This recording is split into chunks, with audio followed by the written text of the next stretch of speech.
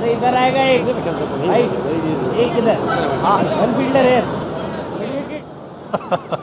दोस्तों, अगर आप भी ऋषभ पंत को बेहतरीन विकेटकीपर मानते हैं और धोनी को भी, तो वीडियो को लाइक कीजिएगा। लाइक टारगेट 100 लाइक्स का है, तो लाइक करना ना भूलें। दोस्तों, इसी तरीके से बांग्लादेश की फील्डिंग सेट करने पर ना अब ऋषभ पंत ने अपना बड़ा बयान दे ही दिया है और अपने चौंकाने वाले बयान में उन्होंने इस बात का खुलासा किया है कि आखिरकार बीच मैदान में वो बांग्लादेश की ही टीम की मदद क्यों करने लगे थे फील्डिंग सेट करने में। बांग्लादेश की टीम की फील्डिंग सेट करने पर ऋषभ पंत का चौंकाने वाला बयान आपको दिखाएंगे, लेकिन उससे पहले अगर आप भी इंडियन क्रिकेट टीम के फैन हैं तो इस वीडियो को एक लाइक जरूर कीजिएगा। दोस्तों, भारत और बांग्लादेश की टीम के बीच में सीरीज का पहला टेस्ट मैच खेला जा रहा है, जिसके तीसरे दिन के खेल में आज भारतीय खिलाड़ियों का प्रदर्शन बल्लेबाजी के साथ साथ गेंदबाजी में इतना ज्यादा बेहतर था कि जीत आज ही हमारी हो चुकी है। तीसरे दिन की शुरुआत ही पंत और गिल ने चौके और छक्के जड़कर की थी, जिसके बाद दोनों अपने शतकों की तरफ आगे बढ़ते हुए चले गए। इस रेस में ऋषभ पंत शुभमन गिल से थोड़ा आगे हो गए थे और फिर एक ऐसा वाक्य हुआ जिसने पूरे भारतीय खेमे को और खास तौर पर रोहित कोहली और गंभीर को पेट पकड़कर हंसने पर मजबूर कर दिया। दरअसल दोस्तों, ऋषभ पंत 86 पर बल्लेबाजी कर रहे थे और उस वक्त पर मिड विकेट की तरफ कोई भी फील्डर नहीं था बांग्लादेश का। पूरा मैदान खाली था उस तरफ से। ऋषभ पंत एक कवर ड्राइव मारते तो गेंद सीधा या तो चौके पर जाती या छक्के पर। ऋषभ पंत ओवर शुरू होने से पहले बांग्लादेशी खिलाड़ी और उनके कप्तान को बोलते हैं, अरे भाई एक खिलाड़ी यहाँ भी आएगा, वन फील्डर हेयर प्लीज। हाँ, एक खिलाड़ी को इधर ही लगाओ। अरे इधर आएगा एक भाई, एक इधर वन फील्डर है। अब ये पूरा वाक्य देखकर दोस्तों, जहां भारतीय टीम का खेमा पेट पकड़कर हंसने लगा था, तो वहीं बांग्लादेशी टीम का नमूनापन तो देखिए कि ऋषभ पंत की सलाह मान भी ली गई और उन्होंने वहां पर एक फील्डर भी लगा दिया था, जिसका कोई फायदा हुआ नहीं दोस्तों, क्योंकि ऋषभ पंत ने फिर उसी के सर के ऊपर से चौके छक्के भी चढ़े उसी ओवर में और आगे चलकर अपना शतक भी पूरा कर लिया। लेकिन अब सोशल मीडिया पर ऋषभ पंत का ये वीडियो वायरल हो रहा है, जिसके बाद उन्होंने इस बात का खुलासा किया है कि आखिरकार उन्होंने क्यों बांग्लादेश की फील्डिंग सेट करवाई। दोस्तों, आपको बता दें कि अपने इस मजाकिया जेस्चर पर ऋषभ पंत ने अपने बयान में कहा, देखिए मैदान में जब हम क्रिकेट खेलते हैं तो क्रिकेट एक जेंटलमैन्स गेम होता है और आप चाहे अपने देश के लिए खेलें या फिर दूसरे खिलाड़ी अपने देश के लिए, आप खेल तो खेल ही रहे हैं। उस वक्त पर मुझे लगा कि बांग्लादेश की टीम कुछ ज्यादा ही कंफ्यूज हो गई है मेरे चौके छक्के और गिल के शतक को देखकर, तो कहीं ना कहीं वो डर भी रहे थे।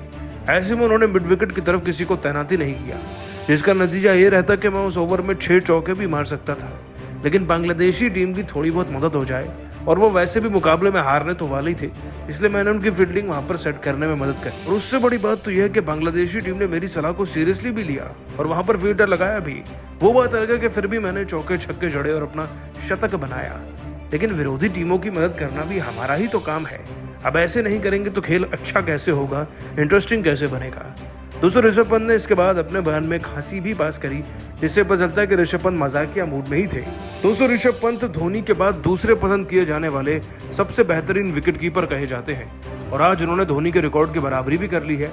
वैसे आप सभी को धोनी और ऋषभ पंत में से कौन ज्यादा बेहतर विकेटकीपर बैट्समैन लगता है, नीचे कमेंट कर बताइएगा। दोस्तों, बड़ी बड़ी बातें करने वाली बांग्लादेश की टीम इंडिया के सामने 3 दिन भी नहीं टिक पाई। जहां पहले पंत और शुभमन ने अपनी धाकड़ बल्लेबाजी से बांग्लादेशी गेंदबाजों के परखच्चे उड़ाकर रख दिए, तो फिर जसप्रीत बुमराह के साथ मिलकर अश्विन ने गेंदें नहीं बल्कि आग के गोले बरसाते हुए ऐसा सितम ढाया कि बांग्लादेश के बल्लेबाजी क्रम को बर्बाद कर उनके घमंड को चकनाचूर कर दिया। तो आखिर कैसे 3 दिनों में ही भारत के सामने घुटने टेकने पर मजबूर हो गई बांग्लादेश की क्रिकेट टीम। इंडिया की शानदार बैटिंग बॉलिंग से लेकर रोंगटे खड़े कर देने वाले इस पहले टेस्ट मैच की पूरी हाईलाइट का वीडियो तो हम आपको दिखाएंगे, लेकिन उससे पहले यदि आप भी ऋषभ पंत और शुभमन गिल के फैन है तो हमारे इस वीडियो को दिल से एक लाइक और चैनल को सब्सक्राइब करना बिल्कुल ना भूलें। दोस्तों, चेन्नई के चेपॉक क्रिकेट स्टेडियम में जीत का सपना सजाकर मैदान में उतरी घमंडी बांग्लादेश की क्रिकेट टीम तो 3 दिन भी टीम इंडिया के सामने सर्वाइव नहीं कर पाई है। जैसा कि आप तो जानते ही हैं कि पहले दिन रविंद्र जडेजा और अश्विन के बल्ले की आंधी ने बांग्लादेश के पत्तों की तरह उड़ा दिया था। अश्विन ने 113 रनों की बेमिसाल पारी तो जडेजा ने 86 रन ठोककर टीम इंडिया को 376 रनों के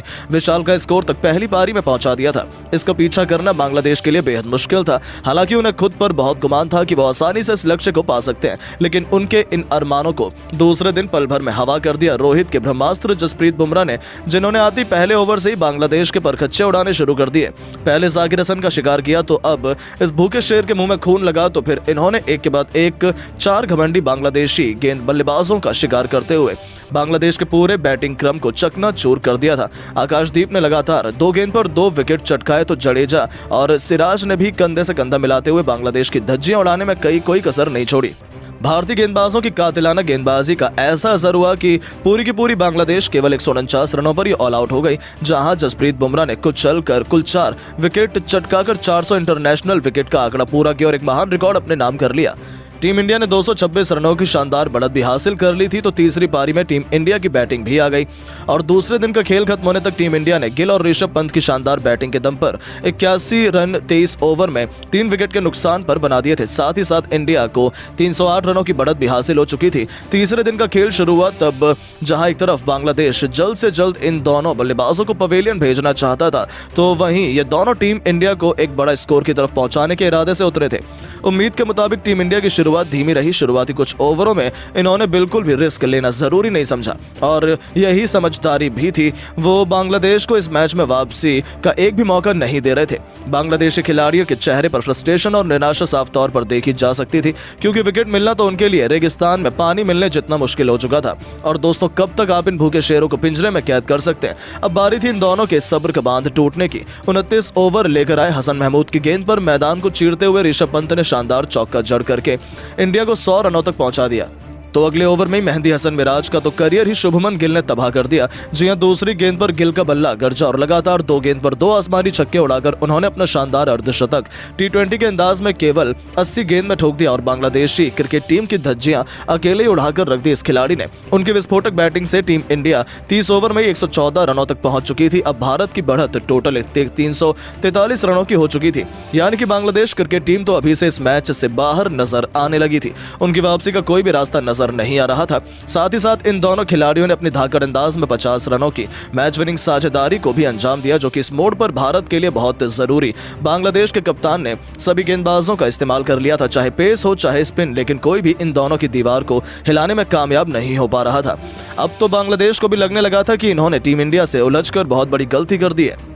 देखते ही देखते टीम इंडिया की लीड 350 रनों के पार हो गई थी। अब तो इन दोनों खिलाड़ियों को देखकर ऐसा लग रहा था कि उनके सर पर खून सवार है। गिल तो एक तरफ से टॉप गियर में चल रहे थे, तो वहीं ऋषभ पंत ने भी उनसे कंधे से कंधा मिलाते हुए अपना शानदार अर्धशतक केवल 88 गेंदों में पूरा किया। 44 ओवर में टीम इंडिया ने 151 बना लिया और इतने रन बनने के बाद तो अब कप्तान रोहित ने भी इन दोनों बल्लेबाजों को खुला लाइसेंस दे दिया कि अब वो बांग्लादेशी गेंदबाजों पर टूटकर हमला कर सकते हैं। और ऐसा ही हमें देखने को मिला जब दोनों तरफ से इन दोनों खिलाड़ियों ने अब चौके छक्कों की ऐसी आंधी लानी शुरू की मानो टेस्ट मैच नहीं T20 खेलने के इरादे से मैदान में आए हों। 46वें ओवर में मेहंदी हसन की धज्जियां उड़ाते हुए पंत और गिल ने एक चौका और एक तूफानी छक्का बटोरा, तो अगले ओवर में शाकिब का स्वागत भी पंत ने शानदार चौके से किया था। यह तो केवल शुरुआत थी। 48वां ओवर लेकर आए हसन महमूद के परखच्चे उड़ाते हुए पंत ने पहले एक चौका तो फिर एक तूफानी छक्का उड़ाकर उस ओवर में 13 रन बटोरे और 48 ओवर में टीम इंडिया को न केवल 184 रनों तक पहुंचाया, बल्कि भारत की लीड 411 रनों की हो चुकी थी। ये दोनों खिलाड़ी बहुत तेजी से अपने अपने शतक की तरफ दौड़ रहे थे, क्योंकि इन दोनों के बीच 100 रनों से भी अधिक की साझेदारी ने बांग्लादेश की हालत बिगाड़ रखी थी। इस सेशन के आखिरी ओवर में भी ऋषभ पंत ने शाकिब को आड़े हाथों लेते हुए 2 चौके जड़े। 51 ओवर में टीम इंडिया को 205 रनों तक लंच ब्रेक तक पहुंचा दिया था, जहां भारत की लीड ऑलरेडी 432 रनों की हो चुकी थी। लंच के बाद मैदान में आते ही पंत ने एक बार फिर दहाड़ना शुरू कर दिया। शाकिब की पिटाई करते हुए पंत छक्का तो फिर चौका लगाया, तो फिर अगले ही ओवर में मेहंदी को चौका मारकर यह खिलाड़ी 99 के स्कोर तक पहुंच चुका था। और आखिरकार 638 दिन के बाद ऋषभ पंत ने अपना शानदार शतक ठोककर पूरे क्रिकेट जगत को अपने सामने नतमस्तक होने पर मजबूर कर दिया, जिस पर रोहित कोहली पूरी तरीके से इंडिया हजारों फैंस ने खड़े होकर उनके सम्मान में तालियां भी बजाई। गिल ने भी उन्हें बधाई दी, लेकिन दोस्तों शतक पूरा करते ही पंत ने 2 चौके और मारे। लेकिन अगले ही ओवर में मेहंदी हसन मिराज ने पंत को कॉट एंड बोल्ड कर आखिरकार अपनी टीम को एक बहुत बड़ी सफलता दिलाई थी। लेकिन पंत ने अपना काम कर लिया था। ऋषभ पंत ने 128 गेंद पर 13 चौके और 4 तूफानी छक्कों से सजी 109 रनों की बेमिसाल पारी खेली थी। उनके आउट होने के बाद मैदान में राहुल आए, लेकिन पंत के विकेट का बदला लेते हुए गिल ने 159 गेंद पर अपना शानदार शतक ठोककर बांग्लादेश के जख्मों पर नमक छिड़कने का काम किया। 161 गेंद पर इस जाबाज ने शतक ठोका, जिस पर दोबारा हर कोई खड़ा होकर उनके सम्मान में तालियां बजा रहा था। इसके बाद भी पारी डिक्लेयर करने के मूड में कप्तान रोहित नहीं थे। वो भी बैठकर गिल और राहुल की लाजवाब बैटिंग का मजा ले रहे थे। लेकिन आखिरकार जब टीम इंडिया की लीड 514 रनों की हो गई, तब रोहित ने भारतीय पारी को अंत करने का ऐलान कर दिया। लेकिन तब तक टीम इंडिया 64 ओवर में 287 रन बना चुकी थी। राहुल 22 और गिल 119 रन बनाकर नाबाद थे। अब बांग्लादेश की चौथी पारी में जीतने के लिए 515 रन चाहिए थे। ऐसे में ये माउंट एवरेस्ट चढ़ने के इरादे से बांग्लादेश की तरफ से जाकिर हसन और सदमान इस्लाम की जोड़ी मैदान में उतरी और इस बार उन्होंने अपनी टीम को एक अच्छी शुरुआत भी दिलाई। 6 ओवर में ही इन दोनों ने तूफानी रफ्तार से बैटिंग करते हुए बांग्लादेश को 33 रनों तक पहुंचा दिया। इस दरमियान जाकिर ने 4 चौके और 1 छक्का भी बरसा दिया था। यह खिलाड़ी फुल फॉर्म में नजर आ रहा था।